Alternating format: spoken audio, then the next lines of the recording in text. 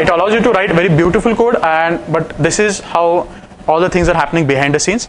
You can see that it's around, I think, 11,000 lines of grammar, and that's pretty complex, right? Next we have the YARV instructions, right, that we talked. Now, as you said, your AST nodes are converted into its relevant instruction, right? So in Ruby source code, you can find a file called compile.c, in which you can just find the switch cases, big long switch cases. So all those switch cases can actually convert your node to a particular instruction. So you can see that every type of node, it will try to return an instruction, YARV instruction. Okay, so this is how your code is converted. Then there is a little bit difference. So we saw that in the program, right? Let's try a different option here. So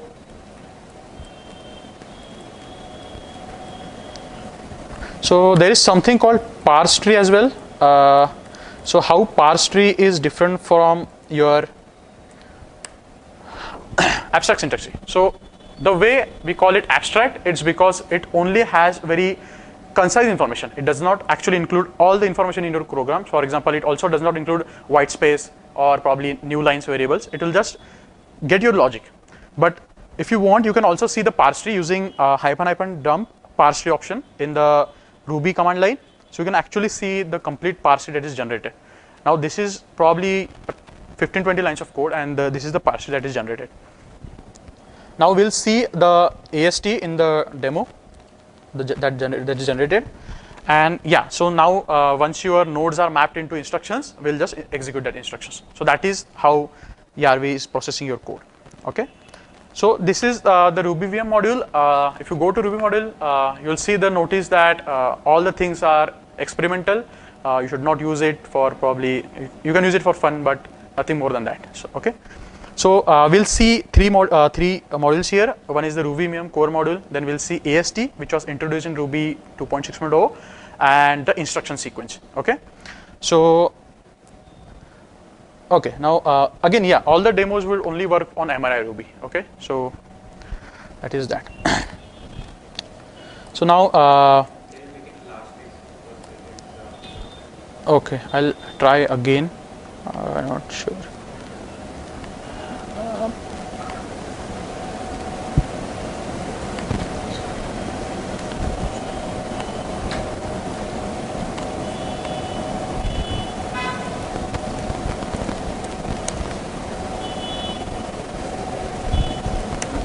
Okay.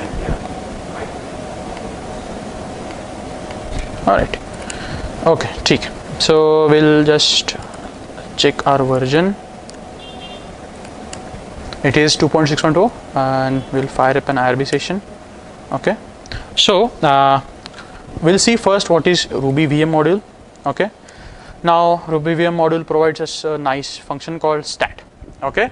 Now when you check the stats, you can see three properties that it has written. One is the global method state, one is global constant state, and one is the class serial. So global method states is all the global methods that has been defined, similar with the constants, and the class serial is something which is used for a feature called inline caching. So inline caching is a feature that Ruby provides. So basically Ruby caches all your methods, all your classes, and that is the way it can get the methods faster for executing, right? So now if I just let's say define a method, and okay, now if I just check stat again, you see that a global method state count has been increased. So now since we have introduced another method, similarly if we introduced a new constant,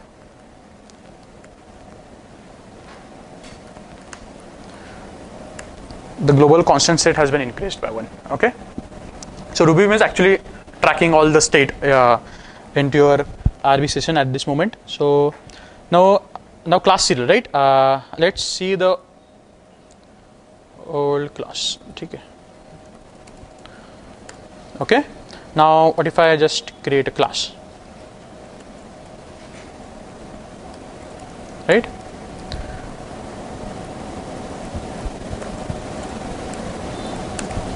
So I see that my constant has been also increased because I defined a class, and my class serial has also been changed, right? Yeah. So that is how Ruby VM is tracking your code. Now going next to how your Ruby code is converted into an AST. Okay. So since as we talked, we have a Ruby VM module AST. It has a parse function. It can parse your code. Okay. So we'll take it into a root, because it will always return a root. Okay. Now we see that it has returned a root node with type node scope. Okay.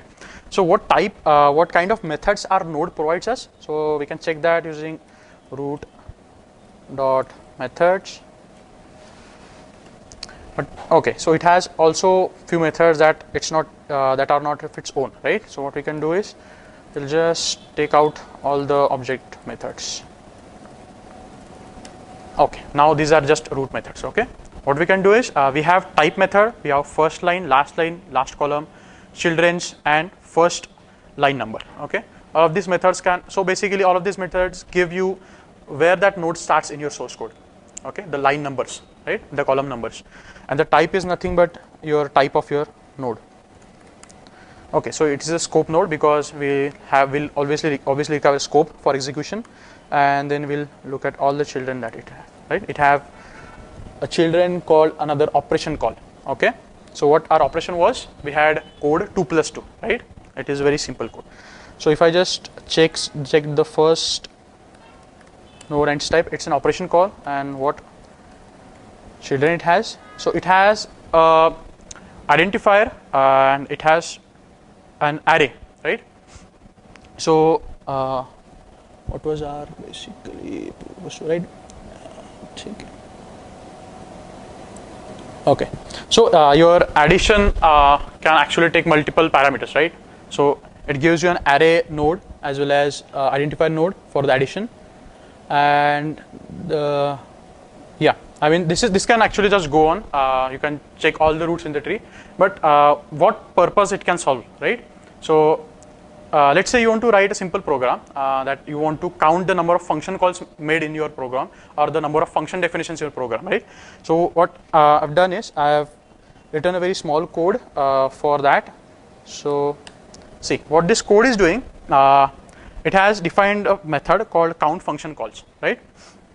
Or actually, okay, so it should be named count function definitions. Okay, so what it does is actually traverses the nodes and okay. Oh, so this is the second tab. Sorry, I'll open it in the first tab.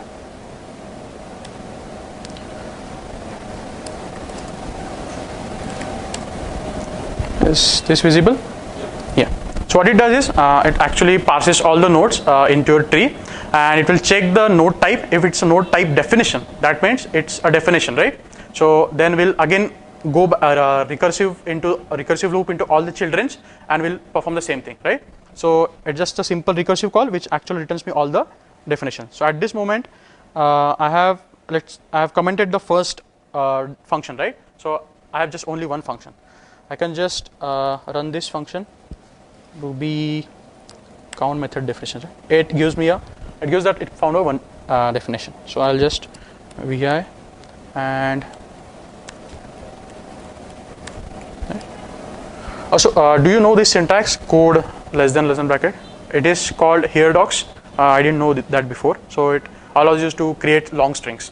Okay, so I'll just save it.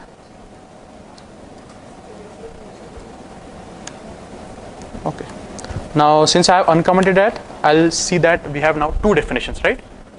Because since that AST we didn't count because it was commented code, right? Yes. So okay, now since we know how to find the abstract syntax tree, now we'll see that how that abstract syntax is converted into instructions, right? So Ruby has provided us a module called instruction sequence. So instruction sequence is nothing but sequence of multiple instructions. Okay, so that module works in the way that it has two methods. One is important method, one is compile, which will actually compile your source code, and the other is disassemble method, so which will actually disassemble the compiled code for you. So let's say I have a code, okay, a Ruby simple example we'll take first. instruction sequence dot compile. Similarly, we'll do a 2 plus 2. Now it provides me with an instruction, right? And this is now a compiled instruction, right? What I can do is I can call instruction dot disassemble, and I'll just put as that. Okay, so now we can see that, right? Now your abstract syntax tree or your code is now converted into instruction sequences. So you see that there is something called put object, right? Now this is a YARV instruction which we can actually see here. Okay, if you go to this website, or probably you will find other ones as well, you will see all the YARV instructions. It is just like an instruction set, right? You will find all the instruction. You can see that there is a put local instruction into this. This is put self. It should be put local as well somewhere. Okay, so yeah, so you can find all the instructions, and those instructions actually being used into your source code. Okay, so now since this is a very simple example, you will see that there is just a simple put object. We are putting 2 objects and we're just executing it, right? But what happens if we have very complex code, right? For example, let's see the code for our. Okay, do I have any code? No, take. Let's execute it. Okay, or we'll just type code. So we'll type some code. Okay, so we'll type def, then I equals 10, then put as I, and then and code. Okay, now we have our code here. So again same, we'll do that instructions equal to ruby vm colon instruction sequence code. Okay,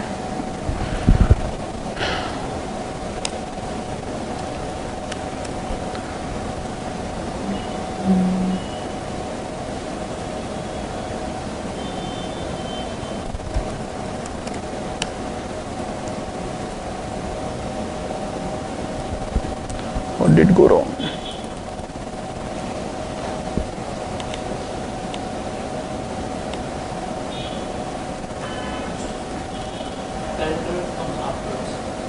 Oh,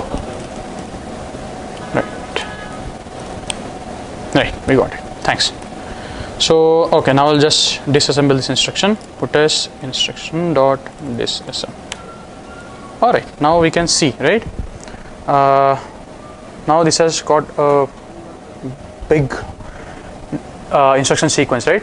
We can see that now what it has done is it has now 2 blocks. One is the global block, which is your outer main scope, and another is the function level scope, right? Because we defined a function, and we had defined few variables into that, right? Now this is the local or the function scope, the bottom one. You can see that it has defined a variable, it has assigned it, and now it is putting a value into that put object, and then it is setting that local variable and then putting it that.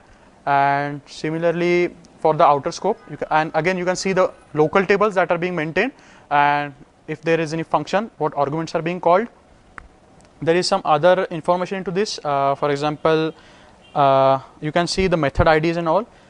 I'm still trying to learn what all type of information this gives you, but I think at this moment I only know this much. But yeah, I mean, this is how you will actually understand how your Ruby code is converted into instructions, the YARV instructions. Again, yeah, I mean that's all the demo. Yes, so now any questions if you have. I'll also written a blog post around this same, so if you want to go back at this code later, you can do that. Yeah, but any questions? Sorry?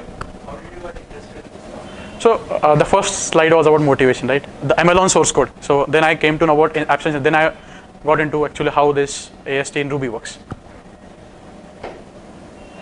Yeah. Questions? No?